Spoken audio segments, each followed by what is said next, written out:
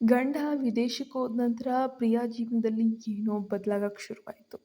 ಆ ಬದಲಾವಣೆ ಅವಳಿಗೆ ಅರ್ಥವಾಗುವಂತಹದ್ದೇ. ನನ್ನ ಹೆಸರು ಪ್ರಿಯಾ, ವಯಸ್ಸು 26, ಮದುವೆ ಆಗಿ 2 ವರ್ಷ ಕೂಡ ಕಳೆದು ಹೋಗಿದೆ. ನನ್ನ ಗಂಡ ರವೀಶ್ ಒಂದು ದೊಡ್ಡ ಐ.ಟಿ ಕಂಪ್ನಿಯಲ್ಲಿ ಒಳ್ಳೆ ಕೆಲಸ ಮಾಡ್ತಾನೆ. ಹಣ, ಸೌಕರ್ಯ, ಮನೆ, ಒಂಥರ ಸಖತ್ ಲೈಫ್ ಎಲ್ಲನೂ ಇತ್ತು. ಬಾಹ್ಯವಾಗಿ ನೋಡಿದರೆ ನಮ್ಮ ಜೀವನ ಪರ್ಫೆಕ್ಟ್ ಅನ್ನುವಷ್ಟು ಸೂಪರ್ ಆಗಿತ್ತು. ಆದರೆ ಒಂದು ಕಾಲಿತನ ನನ್ನೊಳಗೆ ನಿಧಾನವಾಗಿ ಬೆಳೀತು. ರವೀಶ್ ಯಾವಾಗಲೂ ಕೂಡ ತುಂಬ ಬ್ಯುಸಿ. ಬೆಳಗ್ಗೆ ಆಫೀಸಿಗೆ ಹೋಗ್ತಾನೆ, ರಾತ್ರಿ ಮನೆಗೆ ಬರ್ತಾರೆ, ಲ್ಯಾಪ್‌ಟಾಪೇ ಮುಚ್ಚೋದಿಲ್ಲ. ಪ್ರತಿದಿನ, ಪ್ರತಿ ಕ್ಷಣ ಕೆಲಸದಲ್ಲೇ ಇರ್ತಾನೆ. ವೀಕೆಂಡ್ ಕೂಡ ಅದೇ ಕತೆ. ಮೊದಲು ನಾನು ತುಂಬ ಅಡ್ಜಸ್ಟ್ ಆಗಬೇಕು ಅಂತಾನೆ ಅಂದ್ಕೊಂಡೆ. ಅವ್ನ ಕೆಲಸ ಮುಖ್ಯ ಅಲ್ವಾ ಅಂತ ನನ್ನ ಮನಸ್ಸು ಕೂಡ ನನ್ನ ಸಮಾಧಾನ ಮಾಡೋಕ್ಕೆ ಶುರು ಮಾಡ್ತು. ಆದರೆ ದಿನದಿಂದ ದಿನಕ್ಕೆ ಅವನ ಜೊತೆ ಮಾತು ಕಡಿಮೆ ಆಯಿತು, ಸಲಿಗೆ ಕಮ್ಮಿ ಆಯಿತು, ನಗು ಕಮ್ಮಿ ಆಯಿತು. ನಮ್ಮ ನಡುವೆ ಇರುವ ಹತ್ತಿರತೆ ನಿಧಾನವಾಗಿ ದೂರವಾಗಕ್ಕೆ ಶುರುವಾಯಿತು. ಅವನ ಪಾಡಿಗೆ ಅವನಿರುವ, ಊಟ ಮಾಡುವ, ಮಲಗುವ, ಹೆಂಡತಿ ಜೊತೆ ಒಂದು ಪ್ರೀತಿ ಮಾತಿಲ್ಲ, ಒಂದು ಸಂಬಂಧ ಇಲ್ಲ. ಒಂದಿನ ಸಂಜೆ ಅವನ ಮನೆಗೆ ಬಂದಾಗ ಮುಖದಲ್ಲಿ ವಿಚಿತ್ರವಾದ ಒಂದು ಖುಷಿ ಇತ್ತು. ಪ್ರಿಯಾ, ಒಂದು ಗುಡ್ ನ್ಯೂಸ್ ಇದೆ. ನಾನು ಕೂಡ ಖುಷಿಯಾಗಿ ಕೇಳಿದೆ, ಏನೋ ಅಂತ. ಅವ್ನು ಹೇಳಿದ ಒಂದು ಮಾತು ನನ್ನ ಮನಸ್ಸನ್ನೇ ಖಾಲಿ ಮಾಡಿಬಿಡ್ತು.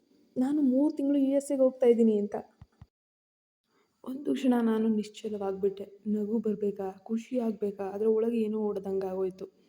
ನನ್ನ ಗಂಡ ಮುಂದೆ ಬರ್ತಿದ್ದಾನೆ, ಖುಷಿ ಆದರೆ ನನ್ನಿಂದ ದೂರ ಆಗ್ತಾ ಇದ್ದಾನೆ. ನಾನು ಬರ್ತೀನಲ್ವಾ ಅಂತ ಕೇಳಿದಾಗ ಅವನು ಸಣ್ಣ ನಗುವಿನ ಜೊತೆ, ಹೇಯ್, ಇದು ಆಫೀಸ್ ಟ್ರಿಪ್ ಕಣೆ, ಸಾಧ್ಯ ಇಲ್ಲ, ನಾನು ವರ್ಕ್ ಮಾಡೋಕ್ಕೆ ಹೋಗ್ತಾ ಇದ್ದೀನಿ ಅಂದ. ನಿಜವಾಗ್ಲೂ ಆ ರಾತ್ರಿ ನಾನು ನಿದ್ರೆನೇ ಮಾಡಲಿಲ್ಲ. ಮನೆಯಲ್ಲಿ ಮೌನ, ಗಡಿಯಾರ ಟಿಕ್ ಟಿಕ್ ಎಲ್ಲವೂ ನನ್ನ ಇನ್ನಷ್ಟು ಒಂಟಿಯಾಗೋ ಥರ ಫೀಲ್ ಮಾಡಿಸ್ತು. 3 ತಿಂಗಳು ನಾನು ಒಬ್ಬಳೇ ಹೇಗಿರ್ತೀನಿ ಅನ್ನೋ ಯೋಚನೆ ನನಗೆ ತುಂಬ ಶುರುವಾಗೋಯ್ತು. ಆ ಪ್ರಶ್ನೆ ತರನೇ ಬಿಡ್ತಾ ಇಲ್ಲ. ನನಗೆ ಅವನ್ನ ಹೋಗು ಅಂತಲೂ ಹೇಳೋಕ್ಕಾಗ್ತಿಲ್ಲ, ನನ್ನ ಜೊತೆನೇ ಇರು ಅಂತಲೂ ಹೇಳೋಕ್ಕಾಗ್ತಿಲ್ಲ. ಮರುದಿನ ನಾನೊಂದು ನಿರ್ಧಾರವನ್ನು ತೊಗೊಂಡ್ಬಿಟ್ಟೆ. ಕೊನೆಗೆ ಏನು ಮಾಡಬೇಕು ಅಂದರೆ ನಾನು ಮಾವನ ಮನೆಗೆ ಹೋಗ್ತೀನಿ. ರವೀಶ್ ಕೂಡ ಒಪ್ಕೊಂಡ. ಅದು ಒಳ್ಳೆಯದು, ಅವರಿಗೆ ಕಂಪನಿ ಆಗುತ್ತೆ ಅಂತ. 1 ವಾರದ ನಂತರ ಅವನು ವಿದೇಶಕ್ಕೆ ಹೋದ. ಆ ದಿನ ಮನೆ ತುಂಬ ಖಾಲಿ ಅನ್ನಿಸ್ತು. ಅವನಿಲ್ಲದ ಸೈಲೆನ್ಸ್, ಹೇಗೋ ಕೆಲಸನೋ ಮಾಡ್ಕೊಂಡು ಮನೇಲಿದ್ದ. ನನ್ನ ಮನಸ್ಸನ್ನು ಭಾರವಾಗಿಸ್ತು. ನಾನು ಮಾವನ ಮನೆಗೆ ಹೋದೆ. ಬೆಳಗ್ಗೆ 8 ಗಂಟೆ. ಮನೆ ಸುತ್ತಲೂ ಒಳ್ಳೆ ಸೂಪರಾದ ಹಳ್ಳಿ ವಾತಾವರಣ, ಶಾಂತಿ, ಗಾಳಿ, ಹಸಿರು, ವೆಹಿಕಲ್ ಸೌಂಡ್ ಇಲ್ಲ. ಮಾವ ಹೊರಗೆ ಕುಳಿತು ನಾರ್ಮಲಾಗಿ ಪೇಪರ್ ಓದ್ತಾಯಿದ್ರು. ಹೇಗಿದ್ದೀಯಾ ಮಗಳೇ? ಅವರ ಧ್ವನಿ ಸೌಮ್ಯವಾಗಿತ್ತು. ಚೆನ್ನಾಗಿದ್ದೀನಿ ಮಾವ ಅಂತ ಉತ್ತರ ಕೊಟ್ಟೆ. ಆ ಮನೆಗೆ ಕಾಲಿಟ್ಟ ಕ್ಷಣ ನನಗೆ ಒಂದು ವಿಭಿನ್ನವಾದ ಒಂದು ರೀತಿ ವಿಚಿತ್ರ ಅನುಭವ. ನಗರದ ಗದ್ದಲ ಇಲ್ಲ, ಯಾವುದೇ ಸೌಂಡ್ ಇಲ್ಲ, ಆರಾಮವಾದ ಸ್ವಚ್ಛಂದದ ಗಾಳಿ ಕಿಟಕಿಯಿಂದ ಬರೋ ಅವಶ್ಯಕತೆಯಿಂದ ಬಾಗಿಲಿಂದನೇ ಬರುತ್ತೆ. ಅಲ್ಲೊಂದು ನಿಧಾನವಾದ ಜೀವನ ಅನಿಸುತ್ತೆ. ಮಾವ ಒಬ್ಬರೇ ಇರ್ತಿದ್ರು. ಸರಳ, ನಿಯಮಿತ ಜೀವನ. ಮೊದಲ ದಿನ ನಾನು ತುಂಬ ದಣಿದಿದ್ದೆ, ಮಲಗಿದ್ದೆ. ಎದ್ದಾಗ ಮಧ್ಯಾಹ್ನ ಆಗಿತ್ತು. ಹಾಲ್ನಲ್ಲಿ ಮಾವ ಒಬ್ಬರೇ ಕುಳಿತು ಪುಸ್ತಕ ಓದ್ತಾಯಿದ್ರು. ನಿನ್ನನ್ನು ಎಬ್ಬಿಸೋಕೆ ಇಷ್ಟ ಆಗಿಲ್ಲ ಅಂತಲೂ ಅಂದರು.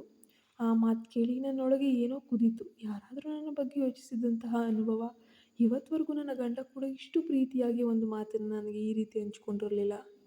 ಮಾವನ ಮನೆಯಲ್ಲಿ ನನಗೆ ನನ್ನದೇ ಆದ ಜವಾಬ್ದಾರಿಗಳಿರುತ್ತೆ.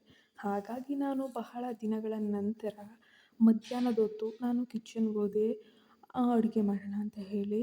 ಆದರೆ ಎಲ್ಲ ಆಲ್ರೆಡಿ ಸಿದ್ಧವಾಗಿಬಿಟ್ಟಿತ್ತು. ನಾನು ಮಾಡಿದ್ದೆ ಅಂದರು ಮಾವ. ನಾನು ನಗ್ತಾ ಇದ್ದೆ. ಒಬ್ಬ ಗಂಡಸಾಗಿ ಇಷ್ಟೆಲ್ಲ ಮಾಡ್ತಿದ್ದೀರಾ ಅಂತ. ಆದರೆ ಮನಸ್ಸಿನಲ್ಲಿ ಪ್ರಶ್ನೆಗಳು ಶುರುವಾಗಿತ್ತು. ಆ ದಿನ ಸಂಜೆ ಮನೆ ತುಂಬ ಶಾಂತ. ಟಿವಿ ಕೂಡ ಆನ್ ಆಗಿಲ್ಲ, ಗಾಳಿಯ ಶಬ್ದ ಮಾತ್ರ. ನಾನು ವರಾಂಡದಲ್ಲಿ ಕುಳಿತಿದ್ದೀನಿ. ನನ್ನ ಮನಸ್ಸು ನನಗೆ ಅರ್ಥವಾಗದ ರೀತಿಯಲ್ಲಿ ತಿರುಗ್ತಾ ಇದ್ದೆ. ಏನೋ ಒಂದು ಫೀಲಿಂಗ್, ಒಂಟಿತನ, ಇನ್ನೇನೋ ಗೊತ್ತಿಲ್ಲ. ಒಟ್ಟಿನಲ್ಲಿ ಆ ರಾತ್ರಿ ಮಳೆ ಅನ್ನೋದು ಸಖತ್ತಾಗಿ ಶುರುವಾಯಿತು. ಮನೆಯ ಮೇಲೆ ಬಿದ್ದ ಮಳೆ ಬಿಂದುಗಳ ಶಬ್ದ ಒಂದು ವಿಚಿತ್ರ ವಾತಾವರಣ ನಿರ್ಮಿಸ್ತು. ಮಾವ ಹಾಲ್ನಲ್ಲಿ ಕುಳಿತಿದ್ರು. ನಾನು ಅವ್ರ ಪಕ್ಕದಲ್ಲಿ. ಯಾರೂ ಮಾತಾಡಲಿಲ್ಲ. ಆ ಮೌನ ನನ್ನ ಮನಸ್ಸನ್ನು ಇನ್ನಷ್ಟು ಗೊಂದಲಗೊಳಿಸ್ತು. ಆ ಕ್ಷಣದಲ್ಲಿ ಒಂದು ಸಣ್ಣ ಘಟನೆ ನಡೀತು. ಅದು ತುಂಬ ಸಾಮಾನ್ಯ ಅನ್ನಿಸ್ಬೋದು, ಆದರೆ ಅದು ನನ್ನ ಯೋಚನೆಗಳನ್ನು ಸಂಪೂರ್ಣವಾಗಿ ಬದಲಿಸ್ತು. ನಾನು ನನ್ನನ್ನು ಕೇಳಿಕೊಂಡೆ, ನಾನು ಏನು ಮಾಡ್ತಾ ಇದ್ದೀನಿ, ನನ್ನ ಜೀವನ ಯಾವ ದಿಕ್ಕಿಗೆ ಹೋಗ್ತಾ ಇದೆ. ಆ ರಾತ್ರಿ ನಾನು ತೆಗೆದುಕೊಂಡಂಥ ಒಂದು ಸಣ್ಣ ನಿರ್ಧಾರ ಮುಂದೆ ಏನಾಗ್ತದೆ ಅನ್ನೋದನ್ನು ನಾನು ಊಹಿಸೇ ಇರಲಿಲ್ಲ. ಆ ಒಂದು ಹೆಜ್ಜೆ ನನ್ನ ಜೀವನವನ್ನೇ ಬದಲಿಸೋದು. ಆ ರಾತ್ರಿ ನನಗೆ ನಿದ್ರೆನೇ ಬರಲಿಲ್ಲ. ಮಳೆಯ ಶಬ್ದ, ಮನೆ ಮೌನ, ನನ್ನೊಳಗೆ ಒಂದು ರೀತಿಯ ಗೊಂದಲ ಎಲ್ಲವೂ ಸೇರಿ ನನ್ನ ಮನಸ್ಸನ್ನು ಕಾಡ್ತಾನೆ ಇತ್ತು. ಮಾವ ಹಾಲ್ನಲ್ಲೇ ಕೂತಿದ್ರು. ನಾನು ನನ್ನ ಕೊಠಡಿಗೆ ಹೋದೆ, ಅಂದರೆ ನನ್ನ ರೂಮಿಗೆ ಹೋದೆ. ನನ್ನ ಯೋಚನೆಗಳು ಅಲ್ಲಿರಲಿಲ್ಲ. ಏಕೆ ನನಗೆ ಇಷ್ಟೊಂದು ಅಶಾಂತಿ ಆಗ್ತಾ ಇದೆ? ನಾನು ನನ್ನನ್ನೇ ಪ್ರಶ್ನೆ ಮಾಡ್ಕೊಳ್ತಾ ಇದ್ದೀನಿ.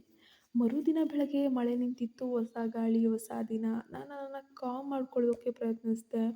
ನಾನು ಎಲ್ಲೋ ಓವರ್ ಥಿಂಕಿಂಗ್ ಅಂತ ಅಂದ್ಕೊಂಡಿದ್ದೆ ಆ ದಿನ. ನಾನು ಮನೆ ಕೆಲಸಗಳಲ್ಲಿ ತೊಡ್ಕೊಂಡೆ. ಮಾವ ಕೂಡ ತಮ್ಮ ಕೆಲಸದಲ್ಲಿ ಬ್ಯುಸಿ. ನಮ್ಮ ನಡುವೆ ಮಾತು ಕಡಿಮೆ ಆಯಿತು. ಆದರೆ ಒಂದು ಅಸ್ಪಷ್ಟ ಅವಾಕ್ವರ್ಡ್ ಸೈಲೆನ್ಸ್, ತುಂಬ ಕೆಟ್ಟ ಸೈಲೆನ್ಸ್ ಇತ್ತು. ಸಂಜೆ ಮಾವ ಹೊಲದಿಂದ ಬಂದರು. ತುಂಬ ದಣಿದಂತೆ ಕಾಣ್ತಾ ಇದ್ರು. ಸ್ವಲ್ಪ ಕಾಲು ನೋವು ಅಂತಲೂ ಅಂದರು. ನನಗೆ ತಕ್ಷಣ ಕಾಳಜಿ ಇತ್ತು. ಯಾಕಂದರೆ ನನ್ನ ಪ್ರೀತಿಯಿಂದ ಹೊಟ್ಟೆ ತುಂಬ ಊಟ ಮಾಡಿ ಹಾಕಿ ನೋಡ್ಕೊಳ್ತಾ ಇದ್ರಲ್ವ, ನಾನು ಆಯಿಲ್ ಮಸಾಜ್ ಮಾಡ್ತೀನಿ ಅಂತ ಹೇಳಿದೆ. ಅವರು ಮೊದಲಿಗೆ ಬೇಡ ಬೇಡ ಅಂದರು. ನಾನು ಇನ್ಸಿಸ್ಟ್ ಮಾಡಿದೆ. ಆದರೆ ಅವರು ಮುಂದೆ ಕುಳಿತು ಅವರ ಕಾಲಿಗೆ ಮೃದುವಾಗಿ ಮಸಾಜ್ ಮಾಡ್ತಾ ಇದ್ದೆ. ಅದು ಒಂದು ಸಿಂಪಲ್ ಗೆಸ್ಚರ್, ಆದರೆ ಆ ಕ್ಷಣ ನನಗೆ ಅರ್ಥವಾದಷ್ಟು ಇಂಟೆನ್ಸ್ ಆಗಿತ್ತು. ಮನೆಯಲ್ಲಿ ಮೌನ, ಗಡಿಯಾರ ಶಬ್ದ, ಮಾವ ನನ್ನತ್ತ ನೋಡ್ತಾ ಇದ್ದಾರೆ. ನನ್ನ ಗಮನ ಕೊಡದಂತೆ ಆ್ಯಕ್ಟಿಂಗ್ ಮಾಡ್ತಾ ಇದ್ದೆ. ನಾನು ಯಾಕೆ ಇಷ್ಟು ನರ್ವಸ್ ಆಗ್ತಾ ಇದ್ದೀನಿ? ಮನಸ್ಸು ಮಾತ್ರ ಪ್ರಶ್ನೆ ಕೇಳ್ತಾನೇ ಇತ್ತು. ಮಾವ ನಿಧಾನವಾಗಿ ಹೇಳಿದರು, "ನೀನು ಇಲ್ಲಿಗೆ ಬಂದಿದ್ದು ನನಗೆ ಒಳ್ಳೆಯದಾಯಿತು." ಆ ಮಾತು ಕೇಳಿ ನನ್ನ ಹೃದಯ ಒಮ್ಮೆ ಬಡಿತ ತಪ್ಪಿತು. ನಾನು ಏನೂ ಹೇಳಲಿಲ್ಲ, ಆದರೆ ಆ ಮಾತು ನನ್ನೊಳಗೆ ಪ್ರತಿಧ್ವನಿಸ್ತಾನೇ ಇತ್ತು. ಈ ಮಾತಿನ ಅರ್ಥ ಏನು ಅಂತ. ಆ ದಿನದ ನಂತರ ನಮ್ಮ ನಡುವೆ ಒಂದು ಸಣ್ಣ ಬದಲಾವಣೆಯೂ ಶುರುವಾಗುತ್ತೆ. ಮಾತು ಸ್ವಲ್ಪ ಹೆಚ್ಚಾಗುತ್ತೆ. ನಗು ಮತ್ತೆ ಬಂದಿತ್ತು, ಆದರೆ ಅದರೊಳಗೆ ಇನ್ನೇನೋ ಮಿಕ್ಸ್ ಆಗಿತ್ತು. ನಾನು ಅದನ್ನು ಸ್ವಲ್ಪ ಇಗ್ನೋರ್ ಮಾಡೋಕ್ಕೆ ಶುರು ಮಾಡಿಕೊಂಡೆ. ಇದು ಸರಿಯಲ್ಲ, ನಾನು ಓವರ್ ಥಿಂಕ್ ಮಾಡ್ತಾ ಇದ್ದೀನಿ ಅಂತ ಮನಸ್ಸನ್ನು ಸಮಾಧಾನ ಪಡಿಸಬೇಕು ಅಂತ ಅಂದ್ಕೊಂಡ್ರೆ ಮನಸ್ಸು ಕೇಳ್ತಾ ಇಲ್ಲ. ಒಂದು ಸಂಜೆ ಮತ್ತೆ ಶುರುವಾಯಿತು ಮಳೆ. ಅದೇ ವಾತಾವರಣ, ಅದೇ ಮೌನ. ನಾನು ವರಂಡಾದಲ್ಲಿ ನಿಂತಿದ್ದೆ. ಮಾವ ಕೂಡ ಅಲ್ಲಿ ಬಂದರು. ಪ್ರಿಯಾ ಅವರ ಧ್ವನಿ ನಿಧಾನವಾಗಿತ್ತು.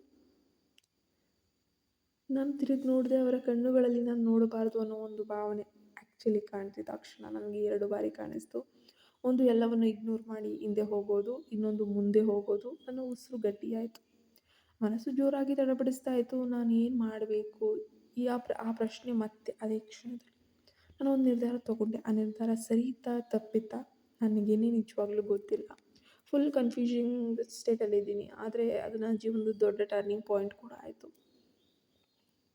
ಆ ರಾತ್ರಿ ನಂತರ ನಮ್ಮ ನಡುವೆ ಎಲ್ಲನೂ ಬದಲಾಯಿತು. ಇಂದಿನ ಹಾಗೆ ಏನೂ ಇರಲಿಲ್ಲ.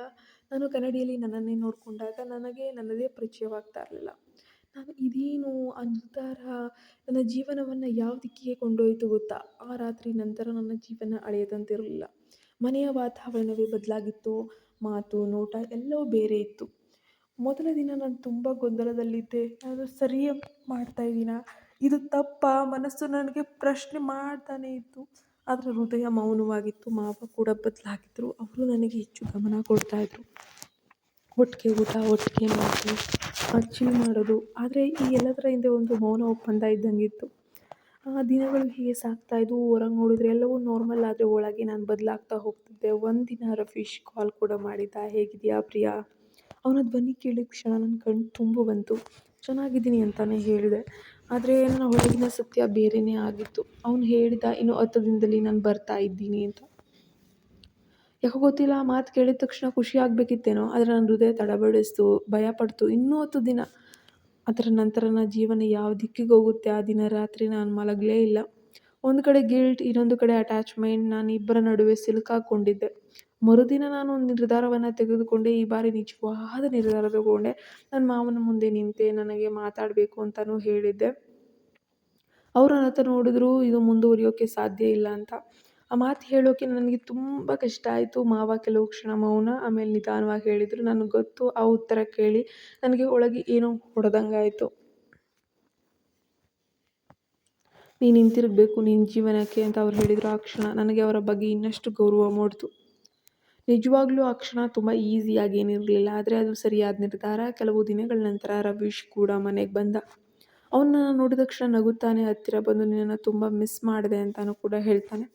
ಆ ಮಾತು ಕೇಳಿ ನನಗೆ ಮತ್ತೆ ಕಣ್ಣು ತುಂಬಿ ಬಂತು. ನನಗೆ ಇದೇ ಬೇಕಾಗಿತ್ತು. ಈ ಬಾರಿ ಗಿಲ್ಟ್ ಇತ್ತು, ಅದರ ಜೊತೆಗೆ ಒಂದು ಕ್ಲಾರಿಟಿ ಕೂಡ ಇತ್ತು. ಜೀವನದಲ್ಲಿ ಕೆಲವೊಮ್ಮೆ ನಾವು ತಪ್ಪು ದಾರಿಯನ್ನು ಹೆಜ್ಜೆ ಇಡುವಂತಹ ಸಂದರ್ಭ ಕೂಡ ಬರುತ್ತೆ, ಆದರೆ ಹಿಂತಿರುಗೋ ಧೈರ್ಯವೇ ನಮ್ಮನ್ನು ಉಳಿಸ್ತದೆ. ಆ 3 ತಿಂಗಳು ನಮ್ಮ ಜೀವನದ ದೊಡ್ಡ ಪಾಠ. ಇವತ್ತು ನಾನು ಕನ್ನಡಿಯಲ್ಲಿ ನನ್ನನ್ನೇ ನೋಡಿಕೊಂಡಾಗ ಒಂದು ಪ್ರಶ್ನೆ ಮಾತ್ರ ಕೇಳ್ಕೊಳ್ತೀನಿ, ನಾನು ಮತ್ತೆ ಅದೇ ತಪ್ಪು ಮಾಡ್ತೀನಾ ಅಂತ. ಉತ್ತರ ಸ್ಪಷ್ಟ, ಖಂಡಿತ ಆ ರೀತಿ ತಪ್ಪು ಮಾಡಲ್ಲ. ನನ್ನ ಫೈನಲ್ ಥಾಟ್ ಏನು ಗೊತ್ತಾ? ಒಂದು ತಪ್ಪು ನಿರ್ಧಾರ ಒಂದು ಜೀವನವನ್ನು ಬದಲಿಸ್ಬೋದು, ಹಾಳು ಮಾಡ್ಬೋದು. ಒಂದು ಸರಿಯಾದ ನಿರ್ಧಾರ ಅದನ್ನು ಮತ್ತೆ ಸರಿಪಡಿಸ್ಬೋದು ಮತ್ತು ಆ ತಪ್ಪನ್ನು ಮಾಡದಂತೆ ನೋಡ್ಕೊಳ್ಬೋದು. ನಮ್ಮ ಚಾನಲ್‌ಗೆ ನೀವಿನ್ನೂ ಸಬ್ಸ್ಕ್ರೈಬ್ ಆಗಿಲ್ಲ ಅಂದರೆ ಈ ಕೂಡಲೇ ಸಬ್ಸ್ಕ್ರೈಬ್ ಆಗಿ ಪಕ್ಕದಲ್ಲೇ ಕಾಣೋ ಬೆಲ್ ಐಕಾನ್ನ ಪ್ರೆಸ್ ಮಾಡಿ ನೋಟಿಫಿಕೇಷನ್ ಆನ್ ಮಾಡಿಟ್ಕೊಳ್ಳಿ. ಇಂಥ ನೂರಾರು ಕಥೆಗಳು ನಮ್ಮ ಚಾನಲಲ್ಲಿ ಲಭ್ಯ ಇದೆ. ದಯವಿಟ್ಟು ಚೆಕ್ಔಟ್ ಮಾಡಿ. ಪ್ಲೀಸ್ ನಮ್ಮ ಚಾನಲ್‌ಗೆ ಸಬ್ಸ್ಕ್ರೈಬ್ ಆಗಿಲ್ಲ ಅಂದರೆ ಈ ಕೂಡಲೇ ಸಬ್ಸ್ಕ್ರೈಬ್ ಆಗಿ.